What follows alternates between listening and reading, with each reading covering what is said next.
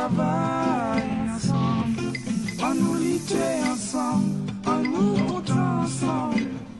Devant mon Dieu, nous tous ensemble, on nous travaille ensemble, on nous lutte ensemble.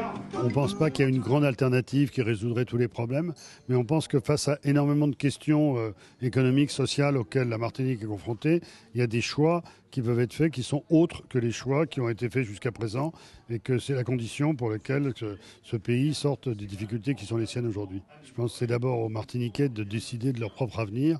Et d'ailleurs, une des questions auxquelles on est confronté aujourd'hui, c'est que les contraintes dans lesquelles évolue l'économie de la Martinique sont des contraintes qui sont largement décidées de l'extérieur. On est sur un modèle explosif et qui détruit même les fondements finalement de cette société martiniquaise qui est quand même une société aussi du bien vivre, de la convivialité, une société très pacifiée au final.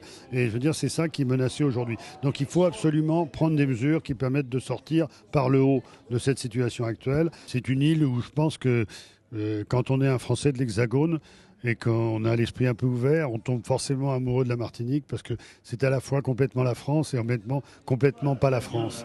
Et je veux dire, cette contradiction qu'il y a entre la proximité et l'éloignement, c'est précisément ce que la Martinique doit gérer en matière d'identité propre. Et il faut qu'elle trouve des formes de développement économique qui reflètent cette complexité, qui conserve à la fois le lien avec la France, mais qu'en même temps, parce qu'elle a une identité propre, elle doit être capable de penser son propre avenir, de concevoir son propre développement. Et c'est à ça que le débat autour du PAD même peut servir. J'ai surtout vu que c'était une conférence sur la Martinique solidaire. C'est quelque chose pour avoir de nouvelles alternatives.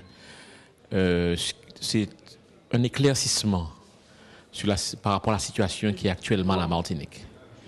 Quelles nouvelles pistes qu'on pourrait adopter, même c'est des conseils aussi qu'il donne, M. Frémaux, concernant ce qu'on pourrait faire dans le cadre de la coopération avec la Caraïbe, par exemple. On nous travaille ensemble, on nous lutte